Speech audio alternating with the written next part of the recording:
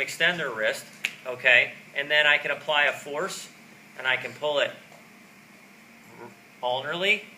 I can pull it straight down the middle. I could push it radially, and I would look at how does that person respond. Now, let's say that the patient reports to me that this hurts when I push them into flexion and radial deviation. That hurts. What muscle might you think is at fault? Ulnaris. Okay, now, something you can do is just a trick or a little thing to kind of see if this helps is find the ulnaris muscle where the muscle belly comes up, and I'm going to take my thumb, not right at its origin point, but just slightly distal to it, and I'm going to push in real hard and retest that muscle. What if it doesn't hurt? What just happened there? Change the loading point. I gave it a new origin.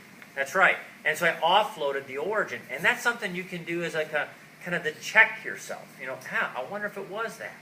Okay? Does that make sense to you? So you can actually do some of those things. So what I'd like you to do is when you think about Cousins test around the horn. Try to find the target tissue that's at fault. Yes? I noticed whenever you were testing it, you had your stabilizing like his forearm, I guess, on top. Mm-hmm. Is that okay to do? Well, if you strictly are thinking about manual muscle tests, when you're checking the extensors, you'd want to have your hand over the extensor surface because it facilitates. You wouldn't want it over the flexor surface. The book talks about having your thumb, up near the origin or its insertion or origin of the muscle. But honestly, what I'm trying to do is take this Cousins test and basically say to you, it's a manual muscle test of a particular muscle, and let's take it and expand it.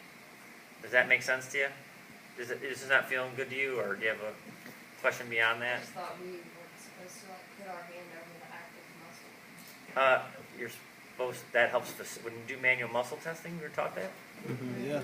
Not supposed to touch the muscle you're testing? Yeah.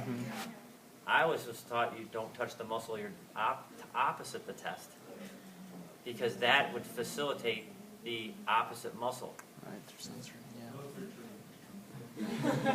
What do you say? Both are true. Interesting. For our purposes, it might have been, this is just clarification, but like, Don't push. we weren't supposed to like put it over and like put like a ton of pressure, because then that can inhibit. So I feel like there's. Oh yeah, I'm not putting a ton of pressure on. I have my hand over it, but I just don't want. What I don't want to happen is when I do this to come up. I want to have a proximal stabilization. So I'm having this like this, pushing down. I mean, I'm cool with that. That looks easier to me than trying to. Well, we have to look in your manual muscle test, but that's how I think I feel pretty good about that. But I'll double check it. I'll double check it. Handle does say to avoid putting direct pressure across the muscle if you can. Tomato. All right. Well, for this class, I'm okay with you putting your hand on the extensor surface and going through the various positions of the extensors. Okay. Now, another thing that you can check, and I think happens, and I've seen this, is people get a lateral epicondylitis due to their long finger extensors. Okay. And sometimes this is tough to check, but and this is the next test on this. It's if you look. Actually, it's method number